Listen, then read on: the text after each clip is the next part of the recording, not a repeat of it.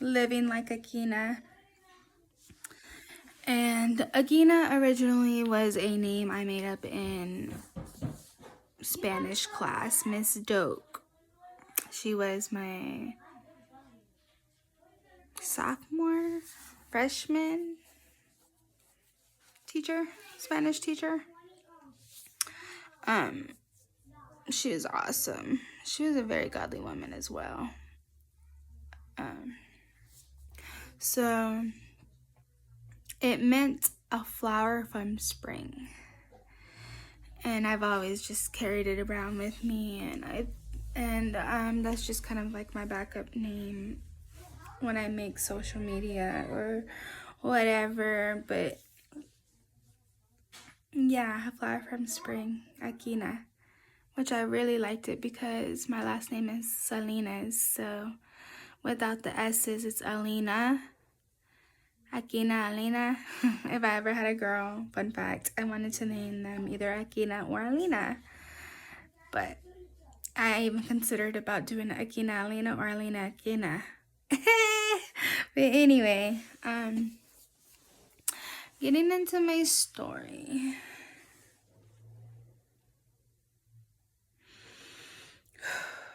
Okay, so when I was a little girl, maybe about 8.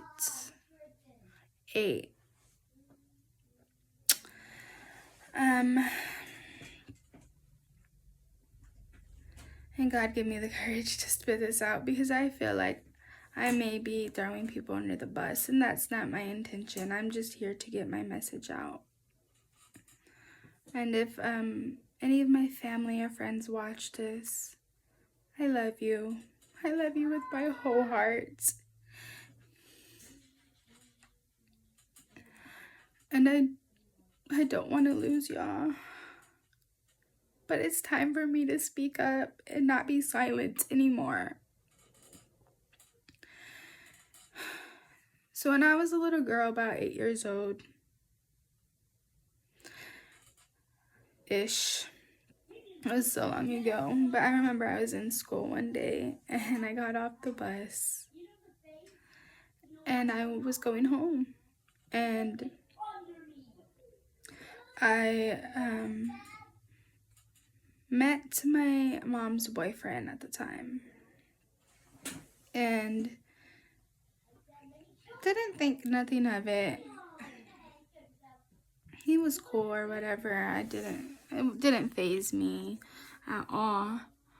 I was 8 years old, like I had other worries on my mind, and he wasn't one of them.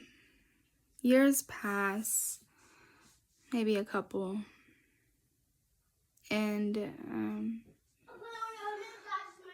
I don't remember when it started exactly.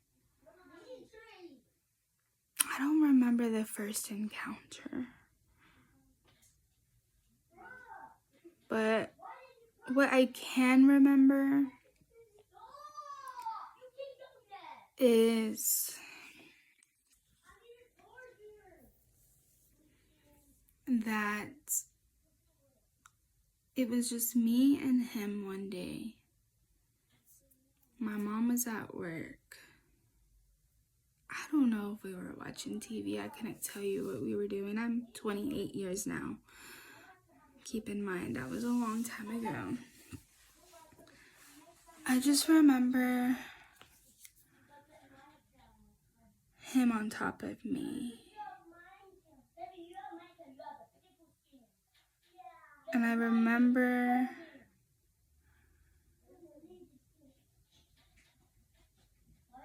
he was jacking off. It was like missionary. I was on my back. My legs were open. I had a shirt on. I was very insecure about my body. Being young and in front of a man, I didn't want my body to be shown.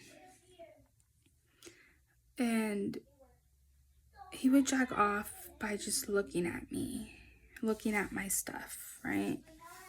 He never put his inside mine, but he would touch me.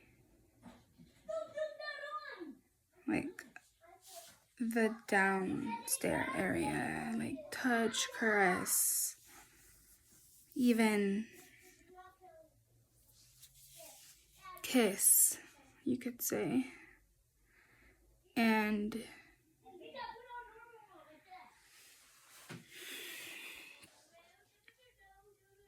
I don't even remember how it started. I remember feeling very uncomfortable and guilty at the same time. I felt very violated, but I don't ever recalling telling him no or to stop. I would just more hint it, like my actions would be like screaming no and stop, but I never said the words. And it's not like I tried to run away from him either. When I say my actions were screaming this, I would cover myself up, or I would like hide my face, or I would like try to ignore him and not look his way during.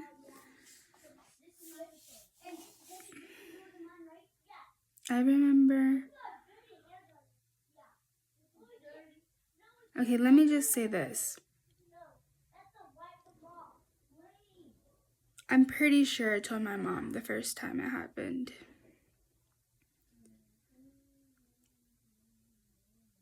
I just remember her telling me not to tell anybody, and that she was going to talk to him. So I trusted her.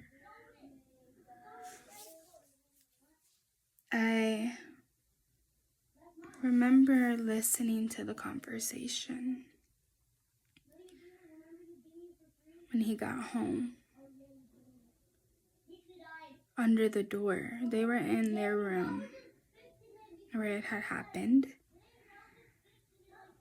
and I was like laying on the floor with my ear under the door, listening to the conversation. And she was like ballistic, outraged, even crying. What are you doing? Why would you do that? She's a little girl. Jumping all over him, as she should have been. I remember not hearing him say words. He was always quiet.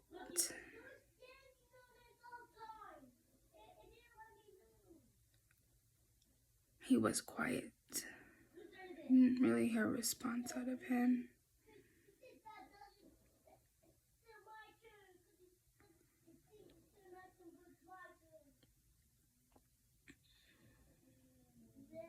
I remember being very nervous to see him after this. I was scared because I basically told on him, and I didn't want to see him again because I was scared of how he would treat me. I remember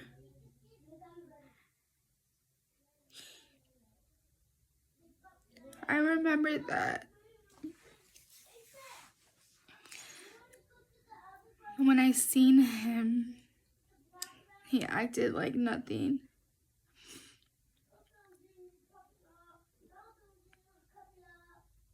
He pretended like nothing ever happened, like he never did that to me, or like he never had that conversation with her.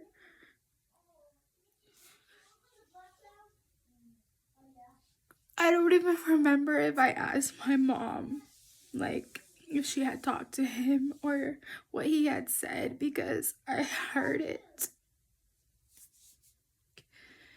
But I just remember that nothing happened.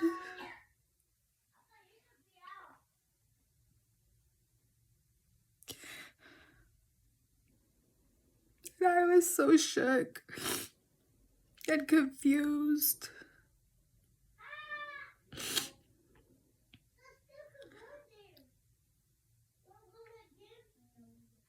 Everyone pretended like nothing ever happened.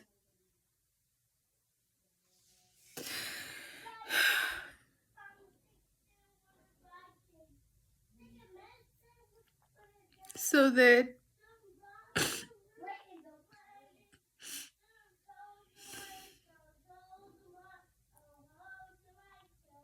we carried on. We kept living together.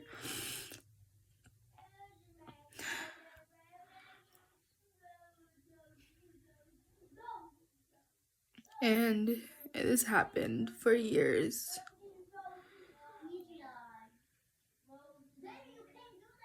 And it was the same thing all the time.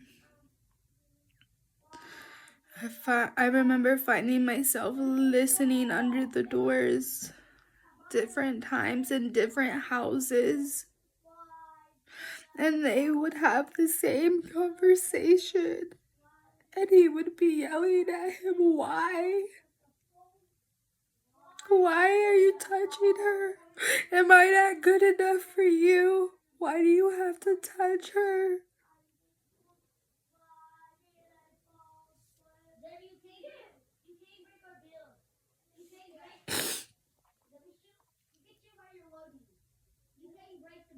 And he would reply little and just say, I don't know. I don't know why I do that.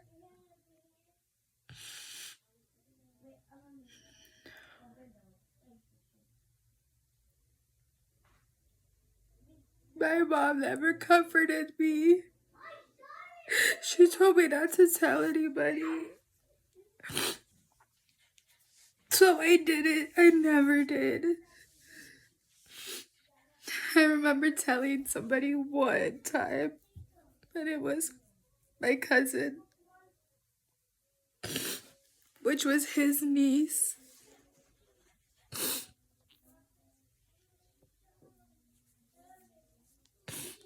I was staying the night at her house.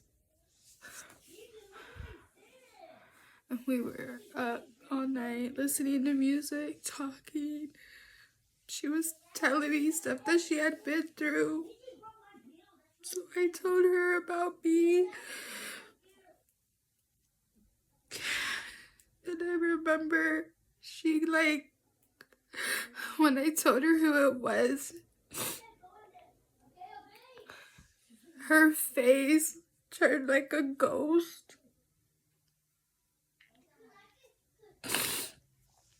And she started acting weird, like in denial. And I got scared. I got scared of that. And so I told her, never mind, like I was just playing, like that wasn't true.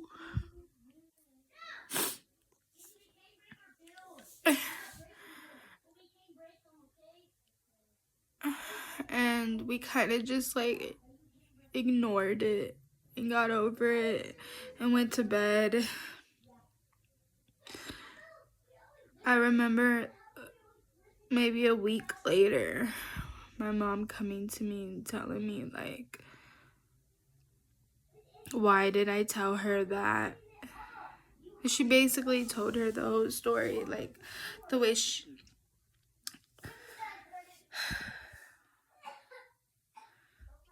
that why did I tell her and lie about it?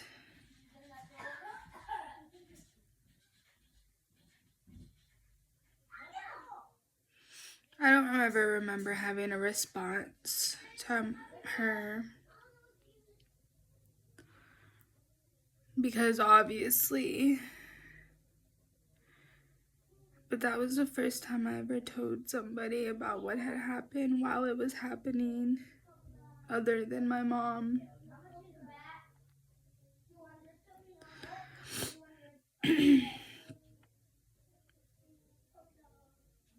But there were times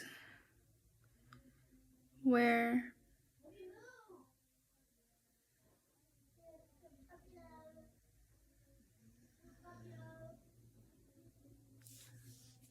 going into a little bit more detail, but what happened, like I said, I remember one time he